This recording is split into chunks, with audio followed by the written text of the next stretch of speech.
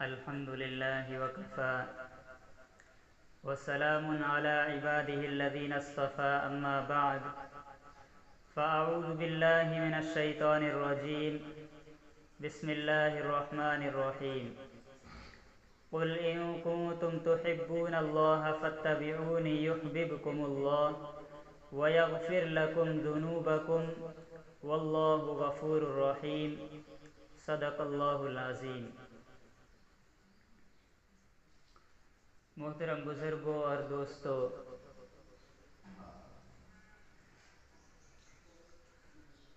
گزشتہ جمعے کو یہ بات چل رہی تھی، یہ عرض کیا تھا کہ ہمارے رزق کے اندر فراخی کیسے ہو، رزق کے اندر برکت کیسے ہو۔ علماء نے اس کے کل 16 اسباب، 16 دروازے بیان کیے ہیں، جن میں سے چار اسباب کا ذکر گزشتہ جمعے کو ہوا تھا کہ رزق کی فراخی کا، رزق کے بڑھنے کا پہلا سبب نماز کا اہتمام کرنا ہے، اور دوسرا سبب تھا کثرت سے استغفار کرنا، تیسرا سبب تھا اللہ تبارک و تعالیٰ کے راستے میں خرچ کرنا، اور چوتھا سبب بیان کیا تھا تقوی اختیار کرنا، ہر وقت اللہ تبارک و تعالیٰ سے ڈرتے رہنا۔ پانچواں سبب ہے کثرت عبادت، کہ آدمی اپنے آپ کو ہر وقت اللہ تبارک و تعالیٰ کی عبادت کے اندر لگائے رکھے، فرائض اور واجبات کے علاوہ نفلی عبادت کا خوب اہتمام کرے، خوب نفل پڑھے، ذکر و اذکار کرے، قرآن کریم کی تلاوت کرے۔ میں نے قرآن کریم کی آیت پڑھی ہے، اللہ تبارک و تعالیٰ فرماتے ہیں قُلْ إِن كُنتُمْ تُحِبُّونَ اللَّهَ فَاتَّبِعُونِی، کہ اے نبی پاک صلی اللہ علیہ وسلم آپ لوگوں سے کہہ دیجئے کہ اگر تم یہ چاہتے ہو کہ اللہ ہم سے محبت کرنے لگ جائے، اگر تم یہ چاہتے ہو کہ اللہ ہم سے راضی ہو جائے، فَاتَّبِعُونِی، تو تم میری اتباع کرو، میرے طریقے کے مطابق زندگی گزارو، یحببکم اللہ، اللہ تبارک و تعالیٰ تم سے محبت کرنے لگ جائیں گے۔ حدیث مبارکہ کے اندر نبی پاک صلی اللہ علیہ وسلم کا ارشاد ہے، ابن آدم تفرغ لعبادتہ حملہ صدرک غنا واسد فقرک، کہ ابن آدم تو اپنے آپ کو میری عبادت کے لیے فارغ کر لے، میں تیرے سینے کو گنا سے بھر دوں گا اور تیرے فقر کو ختم کر دوں گا، تیری تنگ دستی کو دور کر دوں گا۔ یعنی میری عبادت کے اندر لگ جائے گا۔ اللہ فرماتے ہیں، نبی پاک صلی اللہ علیہ وسلم کی حدیث ہے کہ اللہ تبارک و تعالیٰ اس کی ساری پریشانیوں کو، تنگ دستیوں کو اور فقر و فاقہ کو ختم فرما دیں گے۔ آگے حدیث کے اندر فرمایا گیا ہے کہ اگر تم ایسا نہیں کرو گے تو میں تمہارے ہاتھوں کو کاموں کے اندر الجھا دوں گا اور لوگوں کی طرف تمہاری محتاجی ختم نہیں کروں گا۔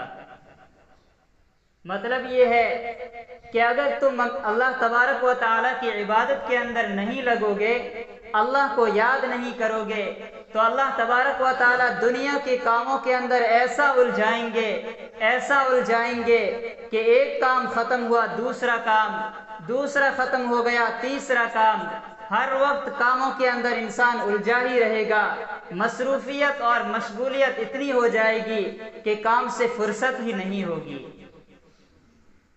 کھیتی باڑی کا کام ختم کر کے آئے گا، دکان کا کام ختم کر کے آئے گا، مزدوری کا کام ختم کر کے آئے گا، گھر آئے گا تو گھر کے اندر بھی بہت سارے کام کرنے کو پڑے ہوں گے، یعنی اس کو کاموں سے بالکل فرصت ہی نہیں ہوں گی۔ اور نبی پاک صلی اللہ علیہ وسلم نے فرمایا کہ اللہ تبارک و تعالی اس کو لوگوں کا ایسا محتاج بنائے گا کہ مالدار ہونے کے باوجود، تمام اسباب ہونے کے باوجود کبھی اس کی محتاجی ختم ہی نہیں ہوں گی۔ تو رزق کے بڑھنے کا اور رزق کے فراخ ہونے کا 5واں دروازہ ہے کثرت سے اللہ تبارک و تعالی کی عبادت کرنا۔ 6واں سبب ہے حج اور عمرہ کی کثرت کرنا۔ اللہ تبارک و تعالی اسباب بنائے، گنجائش دے تو آدمی حج بھی کرے اور کثرت سے عمرے بھی کرے۔ اس سے اللہ تبارک و تعالی آدمی کی روزی کے اندر اضافہ فرماتے ہیں اور روزی کے اندر برکت عطا فرماتے ہیں۔ حدیث مبارکہ کے اندر نبی پاک صلی اللہ علیہ وسلم کا ارشاد ہے کہ حج اور عمرے سے تنگ دستی اور گناہ ایسے ختم ہو جاتے ہیں جس طرح سونے اور چاندی کا کھوٹ بھٹی کے اوپر رکھنے سے زائل ہو جاتا ہے۔ بھٹی کے اوپر پگھلانے سے سونا اور چاندی کھوٹ سے جس طرح پاک صاف ہو جاتا ہے، اسی طرح حج اور عمرہ کرنے سے آدمی کے گناہ اور تنگ دستی ختم ہو جاتی ہے۔ اور 7واں سبب رزق کے بڑھنے کا 7واں دروازہ ہے صلہ رحمی کرنا، رشتہ داروں کے ساتھ اچھا سلوک کرنا، والدین کے ساتھ، بھائی بہنوں کے ساتھ، چچا کے ساتھ، ماموں کے ساتھ، یعنی رشتہ داروں کے ساتھ میں اچھا سلوک کرنا، اچھا برتاؤ کرنا۔ حدیث مبارکہ کے اندر نبی پاک صلی اللہ علیہ وسلم کا ارشاد ہے کہ الرحمت معلقۃ بالعرش تقول من وصلنی وصلہ اللہ ومن قطعنی قطعہ اللہ۔ رشتہ داری اللہ کے عرش سے لٹکی ہوئی ہوتی ہے اور عرض کرتی ہے کہ جس نے مجھے جوڑے رکھا، دنیا کے اندر رہتے ہوئے جس نے مجھے جوڑا، اللہ اس کو جوڑ دے، اور جس نے دنیا کے اندر رہتے ہوئے مجھے توڑ دیا، اللہ اس کو بھی توڑ دے۔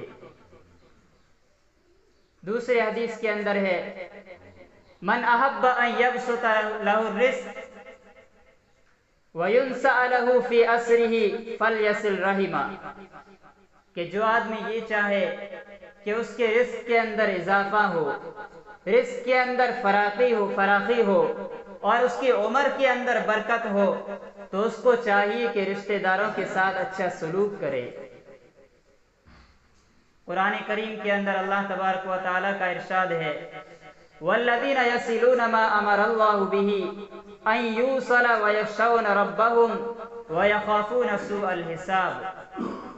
اللہ تبارک و تعالیٰ نے اہل ایمان کو تعلیم دی ہے کہ ایمان والے وہ لوگ ہیں جو جوڑتے ہیں رشتہ داری کو، جن کا اللہ تبارک و تعالیٰ نے جوڑنے کا اور ملانے کا حکم دیا ہے، اور اپنے رب سے ڈرتے رہتے ہیں، وَيَخْشَوْنَ رَبَّهُمْ، اور آخرت کے برے عذاب سے ہمیشہ ڈرتے رہتے ہیں۔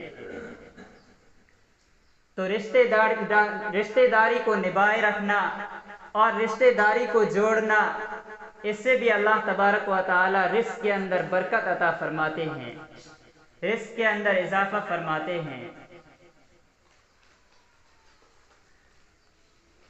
رزق کے بڑھنے کا 8واں سبب، 8واں دروازہ ہے کمزوروں کے ساتھ حسن سلوک کرنا۔ بہت سے لوگ ہیں جو بیمار ہے، کمزور ہے، لاچار ہے، معذور ہے، بہت زیادہ غریب ہے، مزدوری نہیں کر سکتے ہیں، چل پھر نہیں سکتے ہیں۔ ایسے لوگوں کی مدد کرنا، ایسے لوگوں کے کام آنا، ایسے لوگوں کے کام میں ہاتھ بٹانا، ایسے لوگوں کے غم بانٹنا، ان کی خوشی کے اندر شریک ہونا، اس سے بھی اللہ تبارک و تعالی ہمارے رزق کو بڑھاتے ہیں اور رزق کے اندر برکت عطا فرماتے ہیں۔ حدیث مبارکہ کے اندر ہے کہ تمہیں جو رزق مل رہا ہے، یہ تمہارے درمیان جو کمزور اور ضعیف لوگ ہیں، ان لوگوں کی وجہ سے تمہیں رزق دیا جا رہا ہے۔ تمہیں جو رزق دیا جا رہا ہے وہ تمہارے کمزور اور ضعیف لوگوں کی وجہ سے دیا جا رہا ہے۔ اور اللہ تبارک و تعالی کتنے کریم ہے، اللہ کا ہم پر کتنا احسان ہے کہ مثلا آدمی دن کے اندر 100 روپے کماتا ہے۔ اب 100 روپے میں سے اللہ تبارک و تعالی نے یہ فرمایا، یہ حکم دیا کہ 97.5 روپے تو تم رکھو، اور باقی جو 2.5% 2.5 روپے بچتے ہیں وہ کمزور اور غریب لوگوں کے درمیان میں بانٹ دو، ان کی مدد کر دو۔ کتنا بڑا احسان ہے۔ ہونا تو یہ چاہیے تھا کہ اگر ہمیں ان کمزوروں کی وجہ سے رزق مل رہا ہے، ہمیں ان کمزوروں کی وجہ سے تنخواہ مل رہی ہے، تو ہونا یہ چاہیے تھا کہ 97.5% تو ان کمزوروں کے اوپر خرچ کیا جائے اور 2.5% ہماری ذات کے اوپر خرچ کیا جائے۔ لیکن اللہ نے یہ احسان کیا، ہم پر کرم کیا کہ اگرچہ تم کو کمزوروں کی وجہ سے روزی مل رہی ہے، پھر بھی تمہیں یہ چھوٹ ہے کہ 97.5 روپے تم رکھو اور 2.5% زکوٰۃ کے طور پر تم غریبوں کے اندر بانٹ دو۔ تو کمزوروں کے ساتھ اس نے سلوک کرنا، اس سے بھی اللہ تبارک و تعالی رزق کے اندر خوب برکت عطا فرماتے ہیں۔ اور 9واں سبب ہے رزق کے بڑھنے کا توکل کرنا، اللہ کی ذات پر بھروسہ رکھنا۔ ہر چیز کے اندر، ہر کام کے اندر اللہ تبارک و تعالی پر بھروسہ کرنا۔ اسباب ضرور اختیار کرے لیکن نظر اللہ کی ذات پر ہو کہ جو ہونا ہے وہ اللہ تبارک و تعالی کی مرضی اور منشا سے ہوگا۔ قرآن کریم کے اندر اللہ تبارک و تعالی کا ارشاد ہے، وَمَن يَتَوَكَّلْ عَلَى اللَّهِ فَهُوَ حَسْبُهُ، کہ جو آدمی اللہ تبارک و تعالی کی ذات کے اوپر بھروسہ کرتا ہے، اللہ اس کو کافی ہو جاتے ہیں۔ اللہ اس کو ہر غم سے، ہر پریشانی سے، ہر تنگی سے اللہ تبارک و تعالی اس کو نکال دیتے ہیں۔ 10واں سبب ہے رزق کے بڑھنے کا شکر ادا کرنا۔ اللہ تبارک و تعالی نے جو نعمتیں عطا فرما رکھی ہے، ان نعمتوں کے اوپر اللہ کا شکر ادا کرنا، اس سے بھی رزق کے اندر اضافہ ہوتا ہے۔ قرآن کہتا ہے، لَإِن شَكَرْتُمْ لَأَزِيدَنَّكُمْ وَلَإِن كَفَرْتُمْ إِنَّ عَذَابِي لَشَدِيدٌ، کہ اگر تم اللہ تبارک و تعالیٰ کی نعمتوں پر شکر ادا کرو گے، اللہ نعمتوں کو اور زیادہ بڑھائیں گے، اللہ اور زیادہ نعمتیں عطا فرمائیں گے۔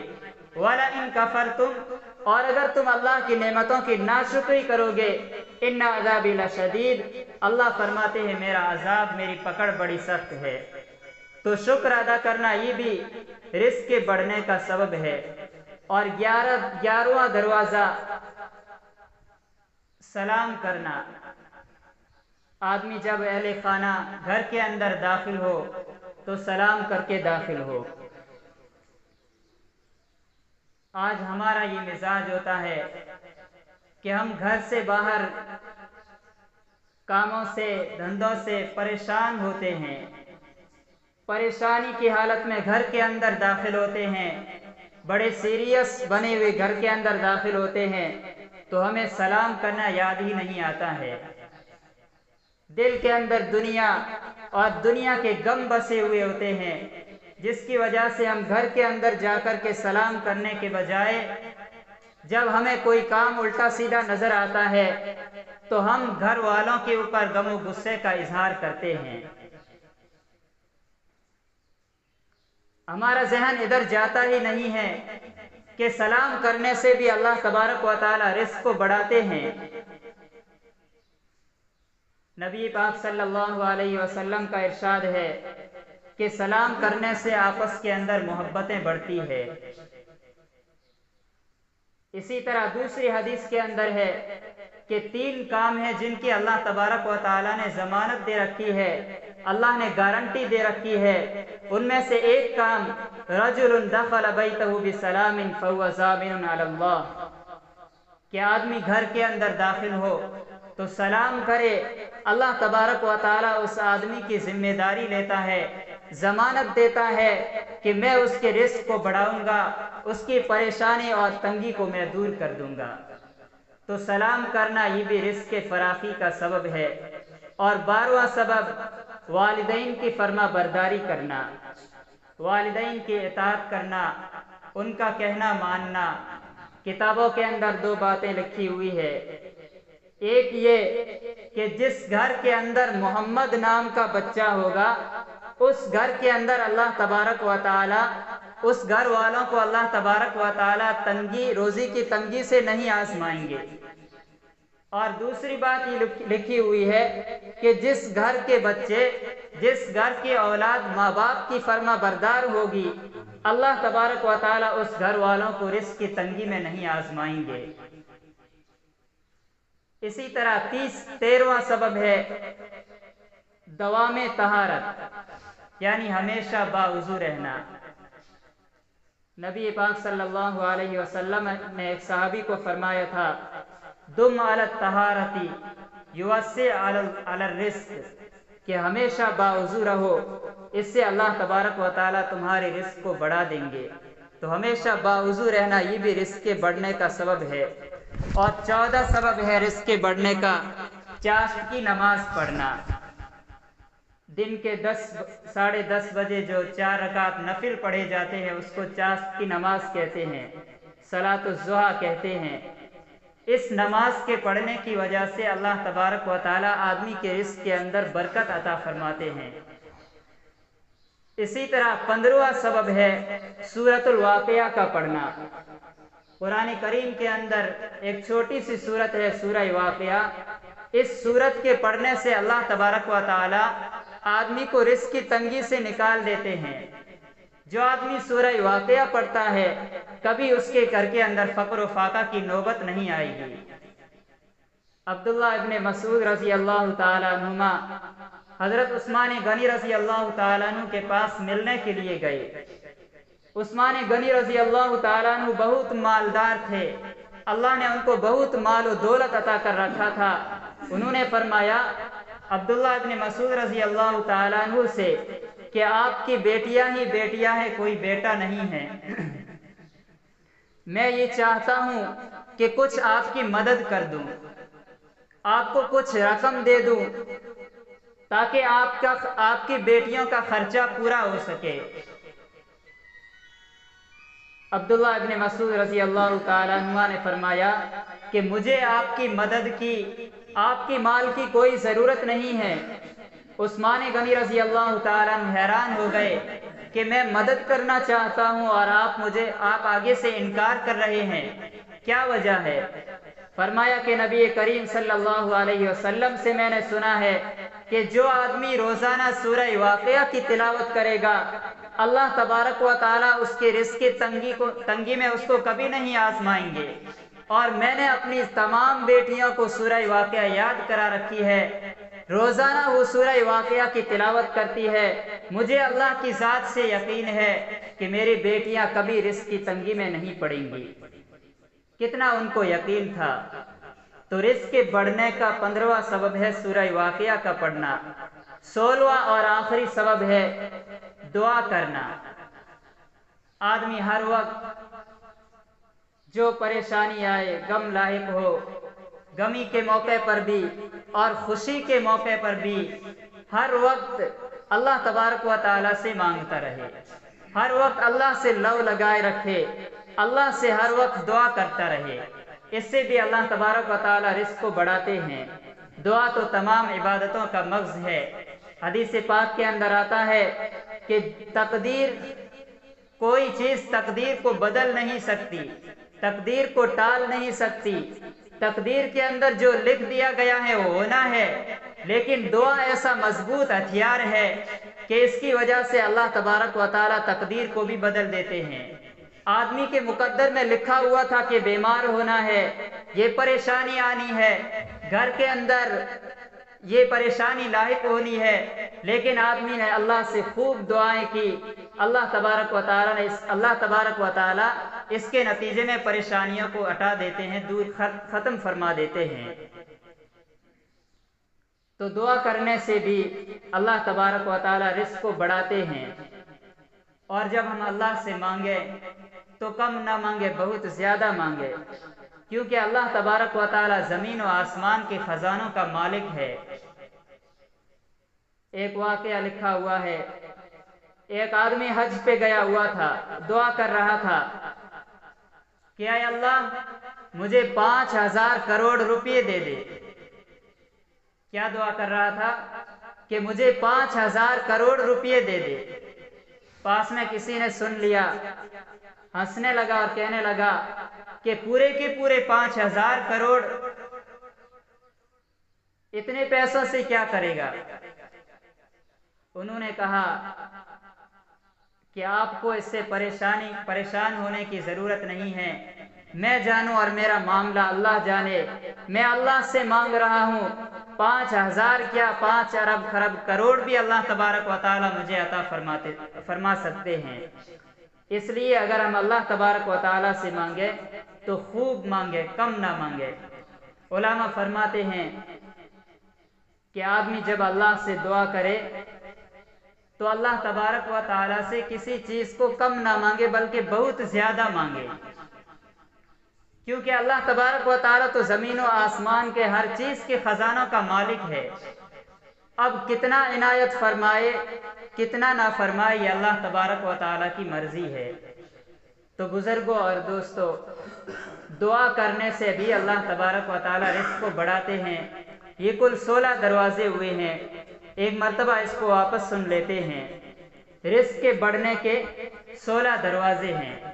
نماز کا اہتمام کرنا، کثرت سے استغفار کرنا، اللہ کے راستے میں خرچ کرنا، تقوی اختیار کرنا، عبادت کو کثرت سے کرنا، حج اور عمرے کی کثرت کرنا، 7واں ہے صلہ رحمی کرنا، کمزوروں کے ساتھ حسن سلوک کرنا، 9واں ہے توکل کرنا اور اللہ تبارک و تعالیٰ کی نعمتوں کے اوپر شکر ادا کرنا، 11واں سلام کرنا، 12واں والدین کی فرما برداری کرنا، 13واں ہمیشہ باوضو رہنا، 14واں سبب چاشت کی نماز پڑھنا، 15واں سبب سورہ واقعہ کا پڑھنا اور 16واں سبب ہے اللہ تبارک و تعالیٰ سے خوب دعا کرنا۔